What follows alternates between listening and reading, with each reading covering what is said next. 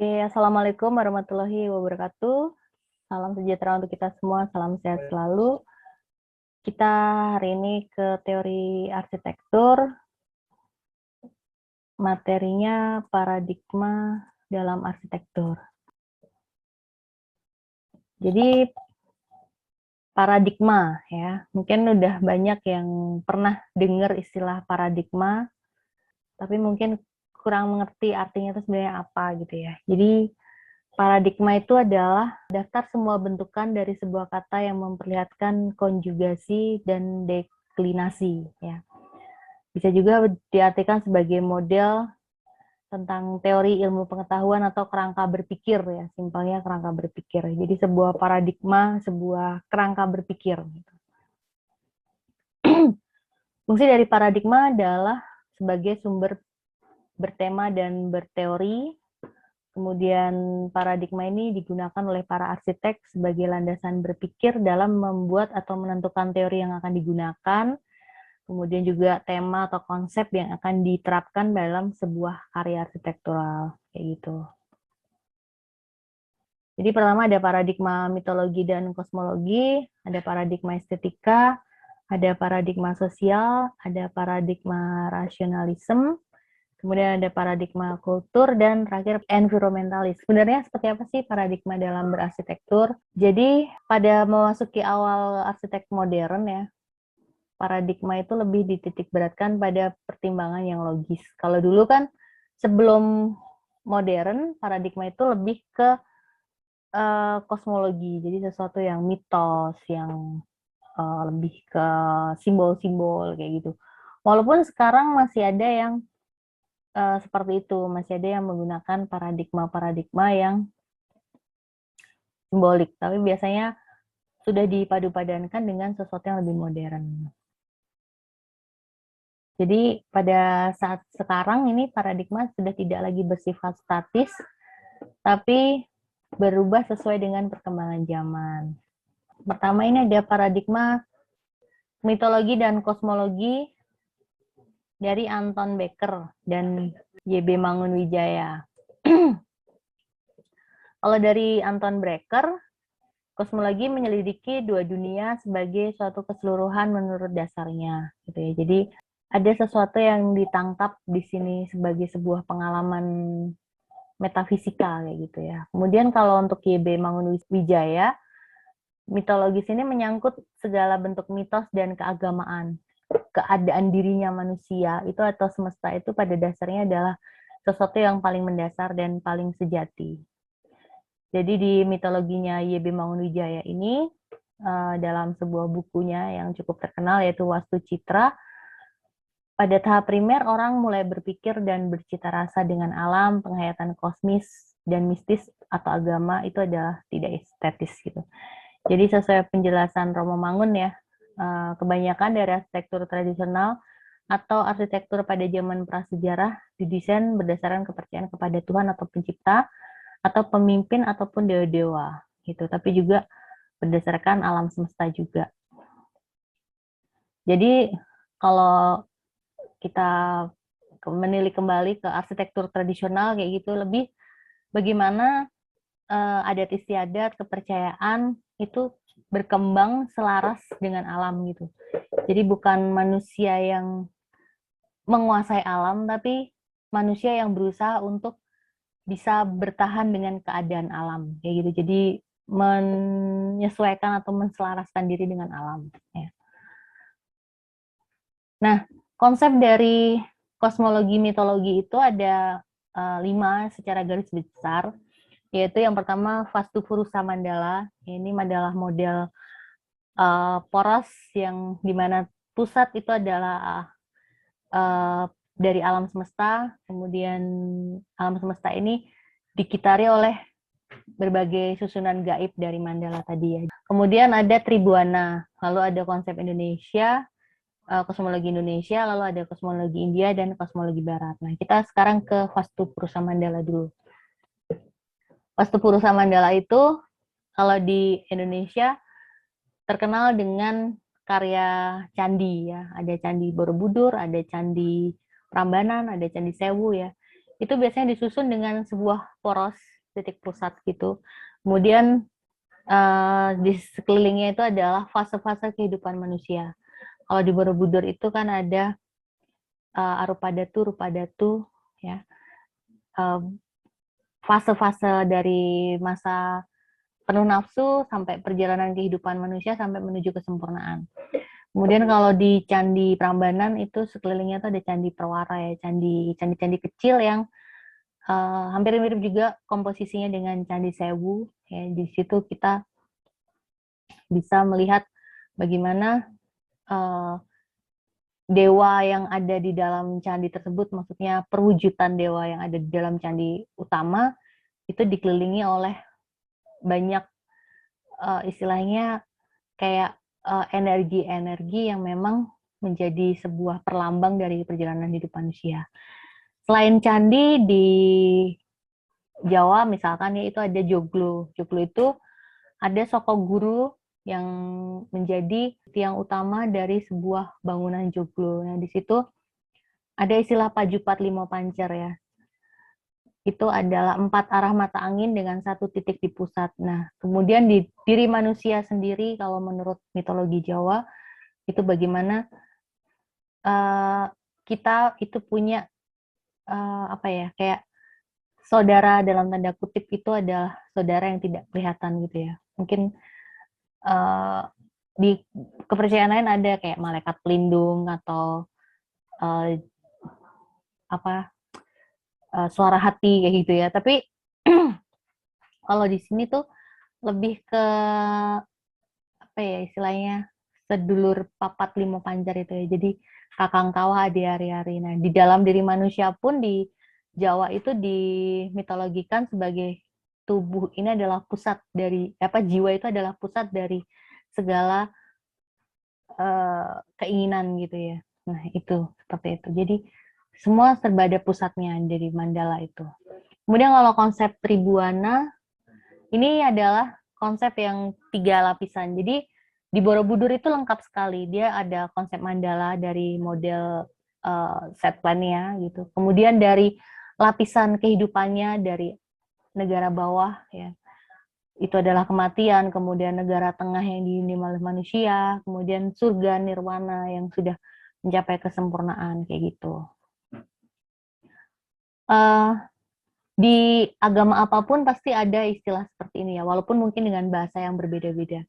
Tapi secara garis besar kehidupan manusia ini adalah nantinya dipercaya kehidupan setelah kematian gitu ya, kehidupan nanti di akhiratnya. Nah, konsep-konsep seperti ini diterapkan dalam karya arsitektural itu adalah sebuah perlambang ya fase kehidupan dari candi tadi, mungkin juga di tempat peribadatan ya saat kita masuk ke sebuah tempat peribadatan, entah masjid, entah gereja, pasti kita akan dalam perjalanan iman gitu kan, kita harus saat kita memasuki tempat ibadah, kita meninggalkan semua hal-hal buruk kita, kebencian kita, dan kita berserah kepada Tuhan, kemudian kita mendekatkan diri kepada Tuhan, memberikan amal kebaikan kepada Tuhan. Nah, itu kan ditampilkan juga dalam karya arsitektural itu dengan ornamennya, dengan suasananya gitu, agar orang yang berdoa di tempat ibadah tersebut bisa benar-benar menserahkan segala keluh kesahnya itu dengan hikmat dan kusyuk gitu ya. Jadi interiornya pun juga didesain dengan sangat khusus seperti itu. Ya, jadi sebenarnya hal seperti ini masih diterapkan di zaman sekarang. Kemudian kosmologi Indonesia ini adalah tetap sama, hampir sama, tapi ini pengembangan dari zaman tradisional, bagaimana sebuah jiwa itu pasti akan memiliki sesuatu ketidakberdayaan, dan hanya Tuhan yang membuat alam semesta, membuat manusia, membuat sekitarnya itu bisa memiliki sesuatu yang harmonis kayak gitu. Jadi ada keseimbangannya. Tadi menselaraskan diri dengan alam itu juga yang termasuk di situ. Oke. Kemudian untuk kosmologi India ini hampir sama juga, bahwa menganggap dunia dan manusia bersatu dalam kekosongan. Ini dari ajaran Buddha, Gautama Siddhartha Gautama. Kemudian menurut ajaran Brahmana, dunia mempunyai adanya, gitu ya. Jadi segala sesuatu yang bukan berjiwa terdiri atas atom-atom semua yang sama saja dan tidak bersifat apapun. Jadi hal-hal ini juga diterapkan pada sebuah karya gitu. Bagaimana biasanya kalau interior gitu kelihatan kosong, kelihatan lebih sepi gitu ya. Dan itu untuk membuat manusia merasa bahwa dirinya sangat kecil ya gitu ya. Biasanya di tempat-tempat ibadah kayak gitu.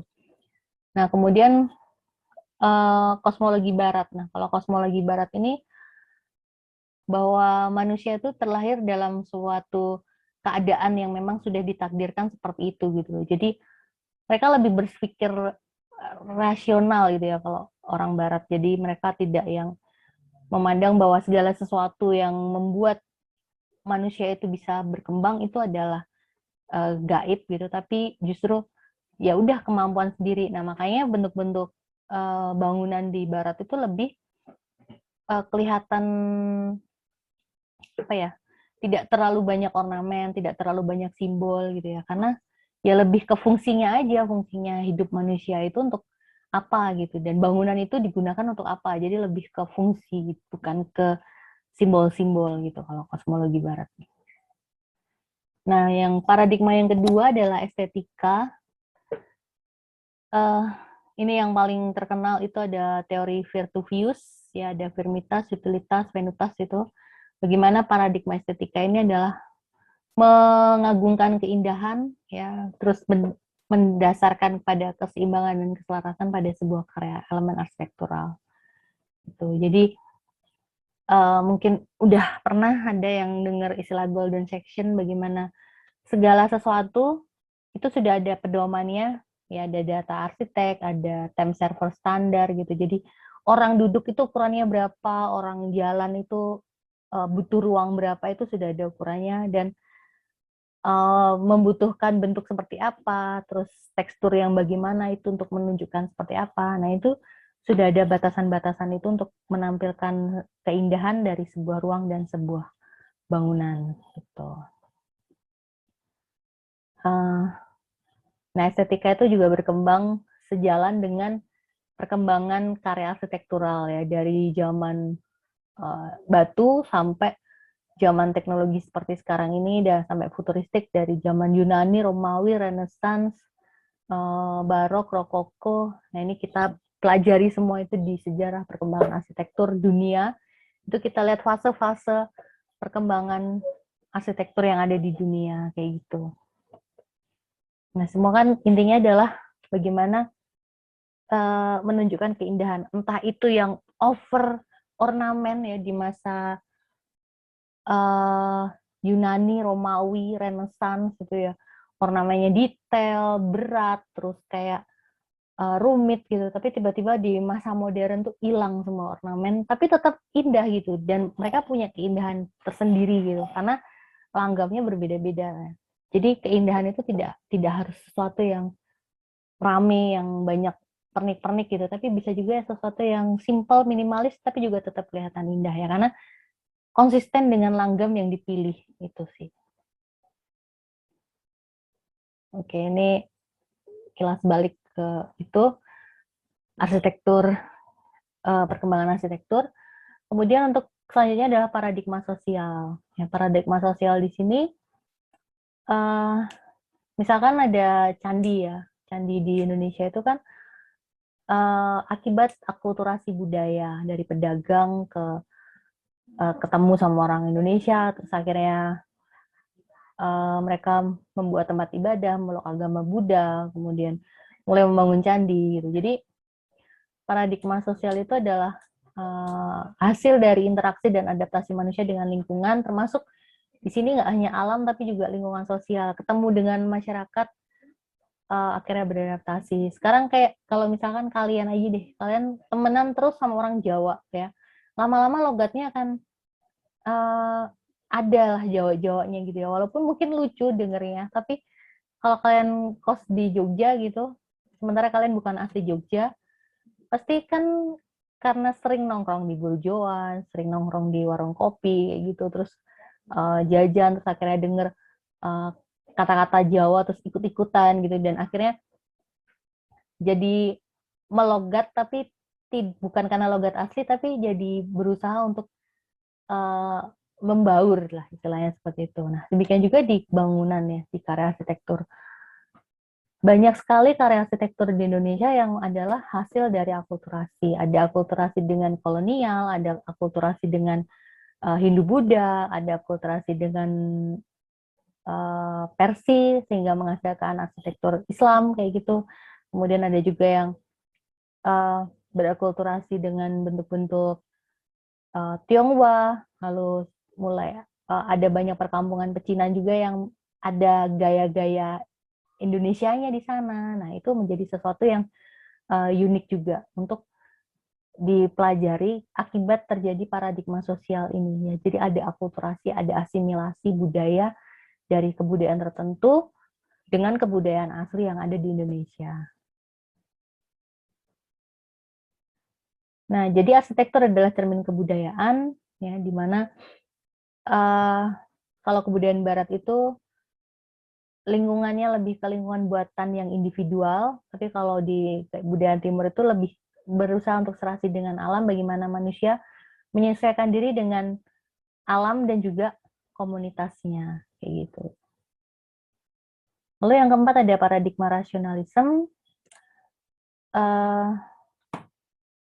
Di sini yang menjadi dasar atau alasan utama adalah menerima sebuah penalaran tentang mengemukakan pendapat ya. Jadi ini berkembang tuh pada masa revolusi industri, terus mulai ada karya-karya yang lebih eklektis, kemudian geometris, ya kubistis kayak gitu-gitu. Jadi yang terkenal itu adalah Walter Gropius, Mies van der Rohe, Le Corbusier ya, dengan kampus Bauhaus, apartemen Le Unity, kemudian ada Villa Savoye, ya. Itu adalah karya-karya yang cukup fenomenal pada masanya. Semboyan utama adalah From Full Function, Less is More, dan Unmissing the Habiters, Mission for Living ya. Rumah adalah mesin untuk bermukim dan efisiensi, rendemen ekonomi, dan harus semaksimal mungkin. Nah, ini contohnya yang pemikiran Louis Sullivan, ada From Full Function, di situ ada kampus Bauhaus, ya, juga pengaruh dari Walter Gropius. Nah, kemudian ada Mies van der Rohe, ya, bentuknya kan kubisme ya, kubisme semua. Di Corbu. Nah, kemudian yang kelima, paradigma kultur. Nah, untuk paradigma kultur, kegiatan ini dalam mewujudkan sebuah ruang, karya interaksi ruang, makna, komunikasi, dan waktu berfokus pada lingkungan. Nah, komunikasi merupakan faktor penting dalam lingkungan buatan, dan juga organisasi kemasyarakat lingkungan bersifat temporal. Jadi, budaya melatar belakangi sebuah desain karya arsitektural gitu ya. Nah, paradigma kultur ini adalah paradigma yang berasal dari suatu kebudayaan. Jadi ini mengandung garis lurus dengan yang tadi ya, kosmologi biasanya. Kan terjadi akibat kebudayaan, adat istiadat, tata perilaku, kayak gitu. Nah, perbedaan yang sangat mendasar tuh antara kultur barat dengan kultur timur. Jadi kalau kultur barat ini lebih mendominasi alam, sedangkan di timur lebih menselaraskan diri dengan alam gitu ya. Kemudian barat itu ada arsiteknologi, jadi high-tech gitu, futuristik, metabolisme, yang juga dipadukan dengan warisan kultural atau arsitektur dengan label arsiteknologi ya. Jadi budaya bermukim ya, di sana kan ada model di Jepang itu, ada model metabolisme. Jadi mereka tuh kan udah maju ya sebenarnya. Tapi tetap kebiasaan-kebiasaan bermukim pada di budaya Jepang itu akhirnya menyebabkan ada budaya arsitektur metabolisme. Jadi arsitektur metabolisme itu yang model uh, sebuah bangunan yang bisa dimodulasi kayak gitu ya. Jadi dia bisa berkembang kayak gitu. Ruangnya itu bisa ditambah atau dikurangi dengan sebuah teknologi. Kemudian paradigma postmodern ini ada tokohnya Husserl, Martin Heidegger, Christian Norberg. Ya, ini bagaimana potensi yang dimiliki oleh para arsitek mendukung keberadaan atau kehadiran sebuah tempat atau hunian ya. Jadi lebih ke model pembuatan arsitektur yang fenomenologis. Ya, di sini jadi ada beberapa teori yang masuk ke dalam paradigma postmodern, ya ada fenomenologis, ini berkaitan dengan filosofi yang berdasarkan fenomena keadaan saat itu ataupun lingkungan sekitar ya. Terus terbentuklah sebuah karya arsitektural yang menjawab permasalahan pada waktu itu. Kemudian estetik of sublime, ini adalah menganggap bahwa arsitektur memiliki keindahan sebagai sebuah norma atau syarat. Ya. Kemudian linguistik, bagaimana menganggap bahwa arsitektur memiliki meaning yang dibahasakan oleh produk arsitektur yang berasal dari kebiasaan kebudayaan. Nah, contohnya ini ada Guildhall Robert Venturi. Ini model bangunannya simetris biasanya. Kemudian pada waktu itu lagi tren TV ya. Jadi apa namanya model TV pada pertama kali. Nah ini kayak morfologi dari apa kok morfologi kayak metafor dari bentuk TV kayak gitu ya. Jadi kemudian di sana juga akhirnya membuat sebuah hunian yang nyaman untuk orang tinggal di tempat tersebut. Kemudian ada ruang komunal di dalam ruangan ya. Terus mereka bisa melihat ke jalan sambil santai-santai nonton TV kayak gitu. Ini kan buat orang jompo ya, jadi hunian para manula pada waktu itu. Gitu.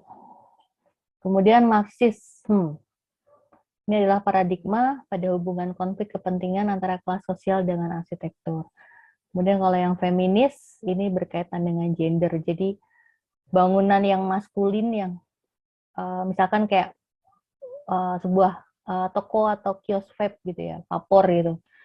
Kan kelihatan maskulin ya, kalau cewek masuk situ kan kayak, gimana sih, ngapain sih gitu kan. Tapi ya mungkin ada ya, mungkin ada yang beliin cowoknya atau beliin bapaknya gitu ya. Tapi kan menjadi sebuah paradigma yang sendiri karena nggak biasanya gitu loh cewek masuk tempat itu gitu.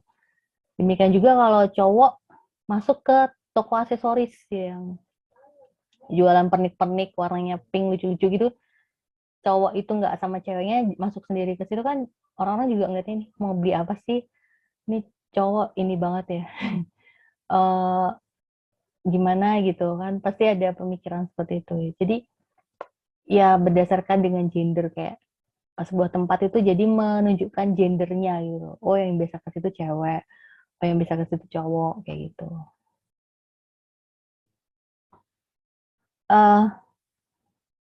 Jadi pada era tahun 1960-an ada juga teori semiotika yang ini dari simbol-simbol dan coding-coding tadi itu ya. Jadi orang bisa tahu oh itu kira-kira yang memang yang ke situ tuh laki-laki atau perempuan. Kemudian misalkan ke barber gitu ya, barber shop gitu, pasti yang ke sana tuh cowok. Kalau cewek tuh biasanya mungkin dia nemenin cowoknya.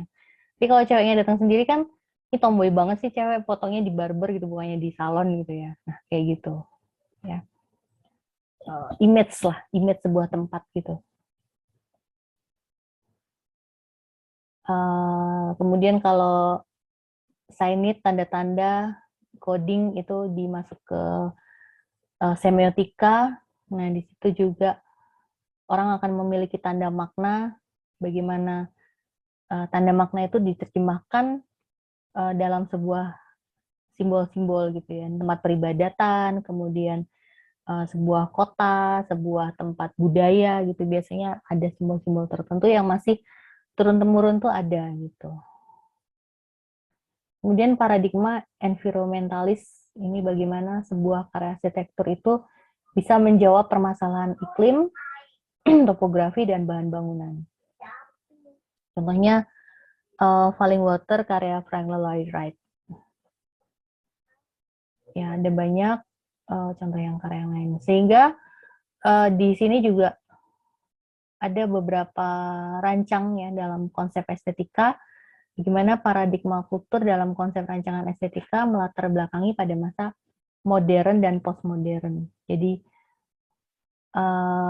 konsep modern, post pramodern ke modern ke postmodern itu bagaimana mereka awalnya dengan kepercayaan dan religius yang masih sangat kental, kemudian mulai ada perubahan ekonomi sosial, akhirnya menyesuaikan diri dengan alam, kemudian pada postmodern itu bagaimana alam itu bisa ditaklukkan itu, tapi dengan teknologi, tapi tidak menghilangkan kepekaan terhadap budaya dan sejarah yang ada. Gitu. Nah, ini rancangannya. Biasanya ekspresinya bentuk alami, kemudian kalau modern itu lebih bersifat ke elit profesi arsitektur, kemudian kalau ke postmodern ini tetap teknologi yang utama gitu ya. Oke, kalau gitu saya cukupkan untuk perkuliahan di siang hari ini ya. Oke, akhir kata, wassalamualaikum warahmatullahi wabarakatuh. Salam sejahtera untuk kita semua, salam sehat selalu. Terima kasih semua.